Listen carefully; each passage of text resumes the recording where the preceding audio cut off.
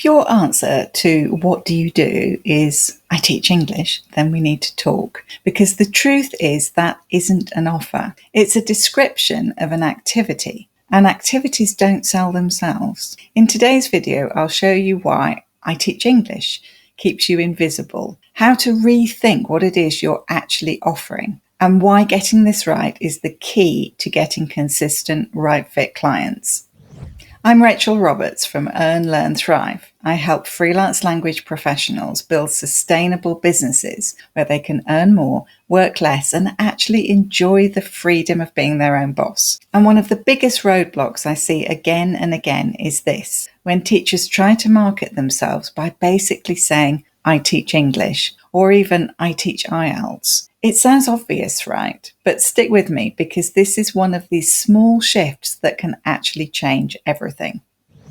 Let's be honest, thousands of people can say that they teach English. Saying I teach English, or even I teach exam English, or I teach C1 level English, lumps you into the same bucket as so many other tutors on platforms like Preply or italki. It doesn't tell me what makes you different, who you help specifically, or what results you get. It's a bit like walking into a restaurant and saying, I need food. Technically true, but are you there for sushi, a Sunday roast, a vegan burger? And why should you choose this restaurant over the one across the street? If you don't have more clarity on this kind of thing, your potential clients aren't going to stick around long enough to find out what it is you actually serve and just why it's so good. Here's the thing: clients don't buy English lessons. They buy outcomes. These might be things like passing an exam, feeling more confident in meetings,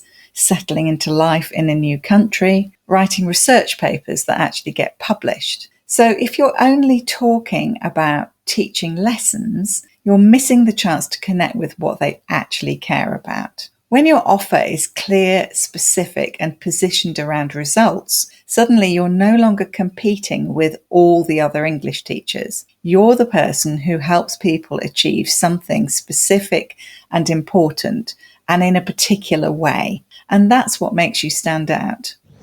So what is an offer if it's not just that you teach English? Think of it as the package plus the promise. The package is the practical container, how long it runs, what's included, how clients work with you, what your approach or methodology is. The promise is the transformation, so what changes for them when they do it with you. Now, I know that sometimes teachers can struggle with this idea of the promise, because we all know that as teachers, we can't promise that clients are going to achieve a particular result because they have to do the work. But the way to think of it is this: if they do everything that you're asking them to do, if they follow your approach, you are giving them the best possible chance of achieving that result. And that's really all you can promise anyone. So you have the package and the promise. And without both parts, you don't really have an offer. You just have an activity, something that you're doing, learning English. And when you only sell activities, then it's very hard for people to grasp why they should choose you,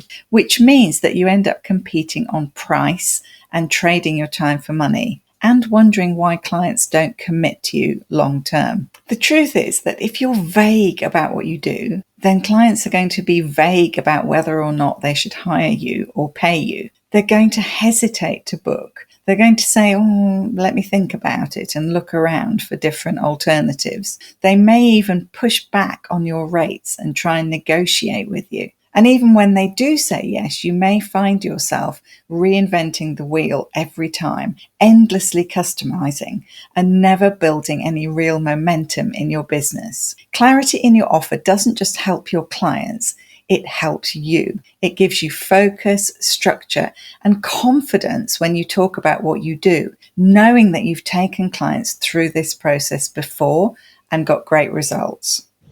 So how does this show up in real businesses? I see this all the time in my coaching programs. A teacher comes in saying something like, I do conversation practice, or I help people to feel more confident in their English. And once we work together to clarify their offer, everything starts to shift because they go from this vague general idea to something much more specific, such as I help German tech professionals give clear, confident presentations in English, or I run a 6-week program for healthcare workers who need to pass OET quickly. Or I coach university students to write better research papers in English. Those are offers. They're tangible, clear, and client-focused. And they sell themselves in a way that the more general approach never can. You may feel that by keeping it general, you're leaving yourself open to getting more clients and not restricting yourself.